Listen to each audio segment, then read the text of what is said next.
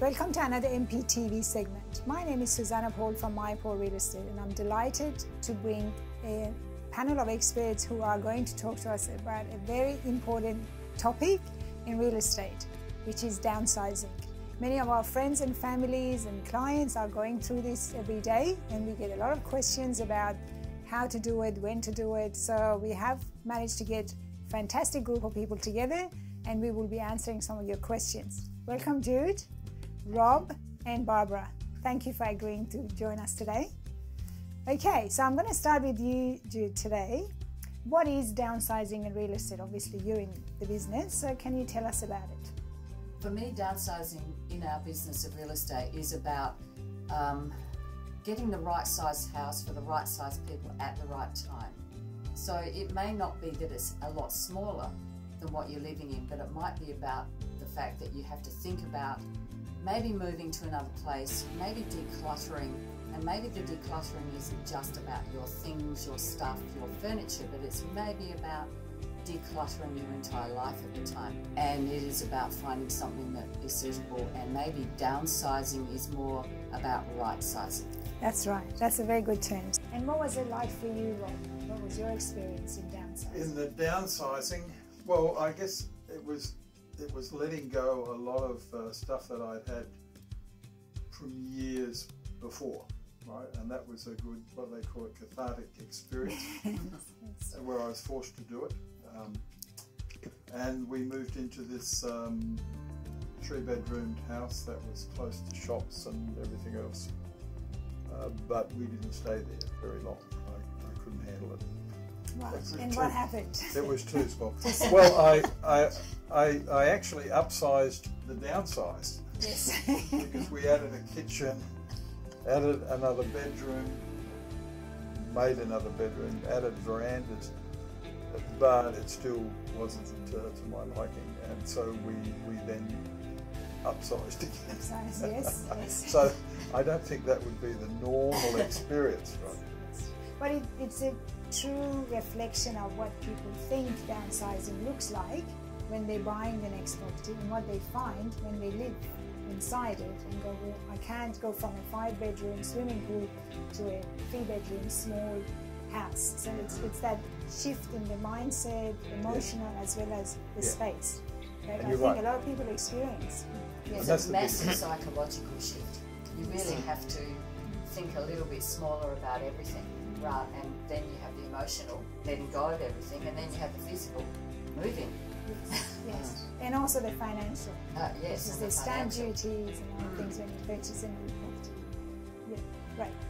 So we just talked a little bit about the downside of downsizing. What are the benefits of? What do you think are the benefits of downsizing? Look, because I think it's been touched on. First of all, you're dealing with change and you're dealing with upheaval. So it really shakes your tree, and that's not a bad idea. Another benefit for me is I moved to a new community. And the benefit, well, some of the benefits that I would always articulate would be, I need to have amenity. I need to have close to shops, being able to be in walking distance, and a sense of community. The benefit of having got rid of all of your stuff, and that, all of it. Well, I think that the decluttering exercise for me involved arranging various friends to make decisions with me. Benefit is also around that thing of forcing you to look at things differently and adapting to the space. Another benefit for me was that I decided to get 2 cats so that when I'm out all the time in a very small place, they can look after themselves. Another benefit is it has got that lock up and, you know, that set and forget quality. So I can just leave. Not that there's a lot of leaving going on, but potentially it's there. So I think there's a lot of freedom. Potentially there's freedom, but there's a lot of adjustment, and I would say allow yourself a lot of time, or the time you need to adjust to that. Big psychological adjustment. And just the size too, I can sometimes find that quite small, or I can find a little oppressive. And therefore, once more, you get to look at yourself and keep adjusting. And what was the benefit for you, Rob? The benefit, well, it was freeing up quite a bit of money.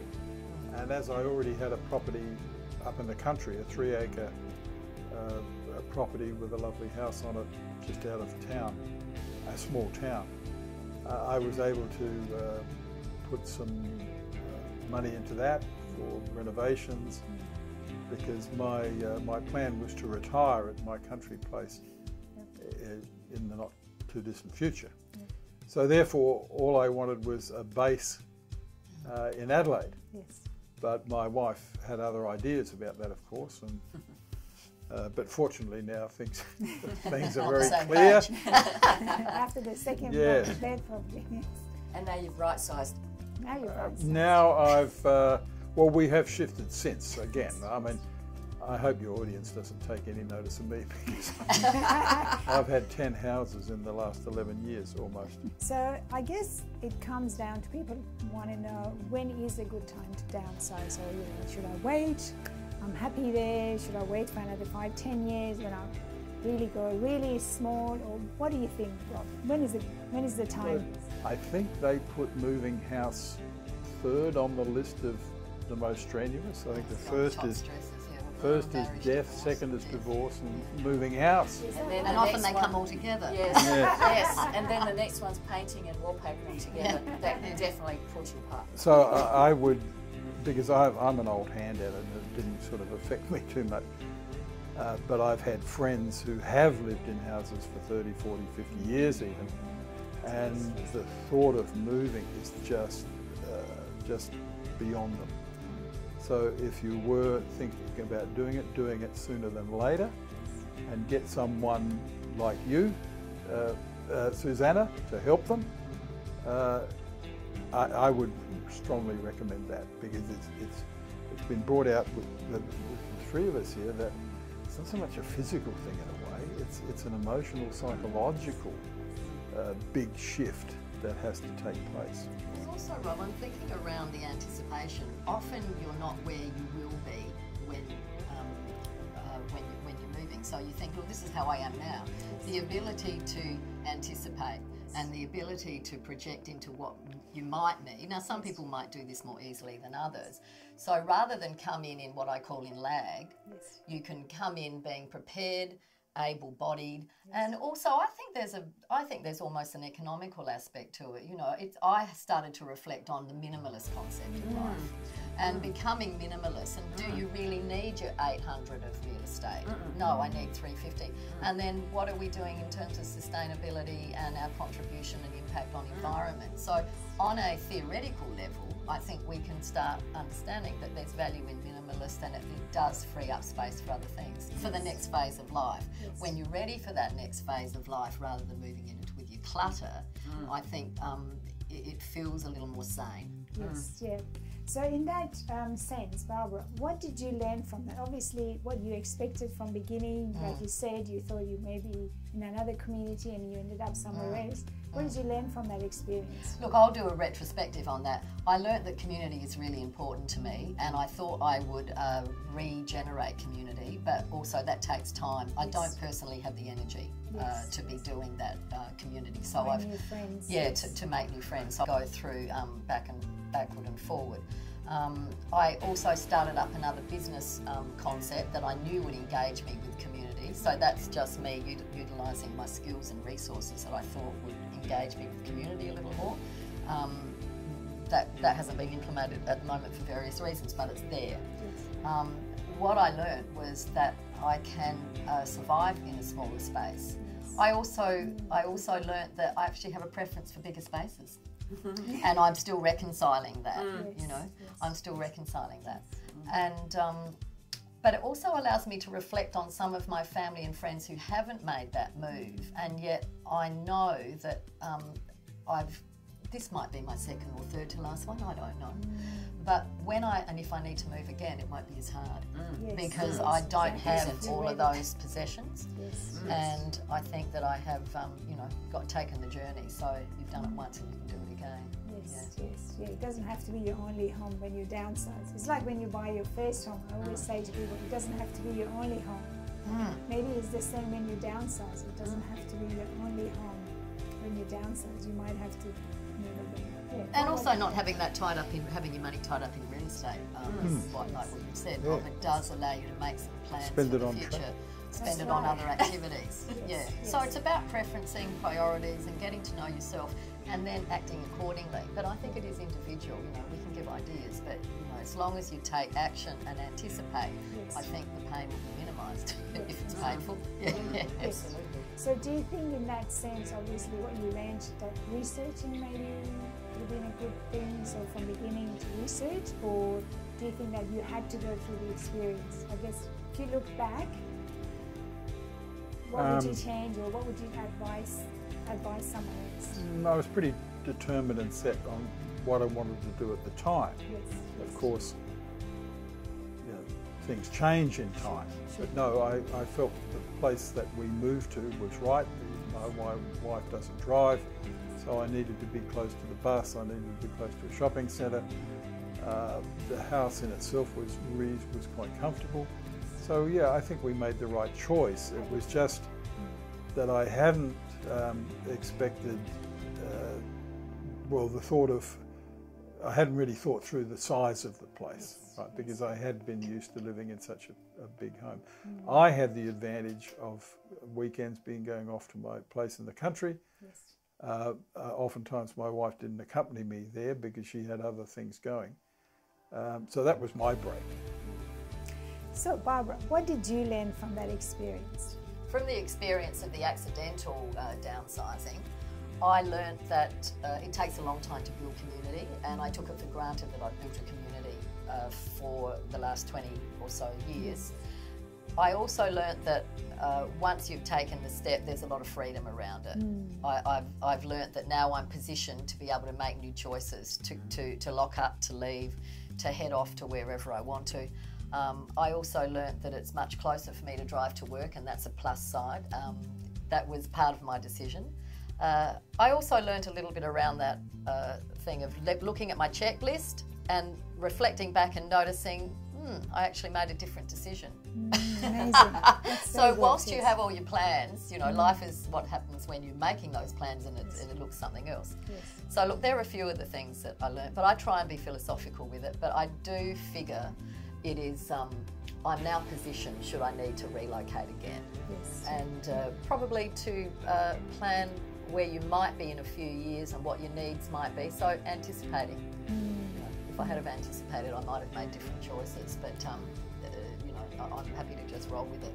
Yeah, fantastic. Rob?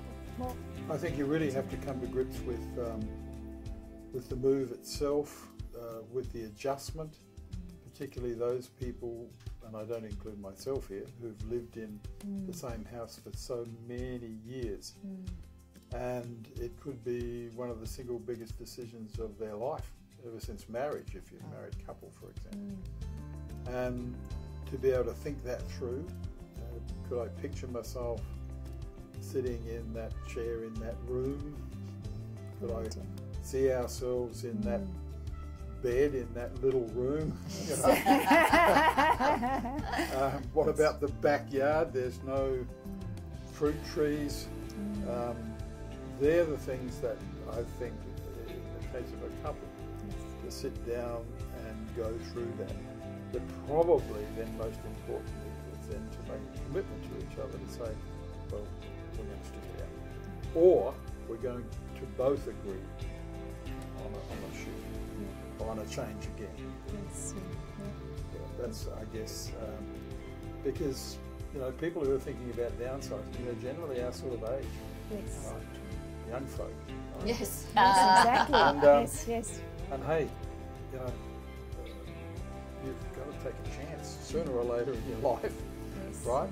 And we are going to be making the big move, Yes. where we're certainly not going to be taking stuff with us. Into the much smaller space. Remember what The smallest room.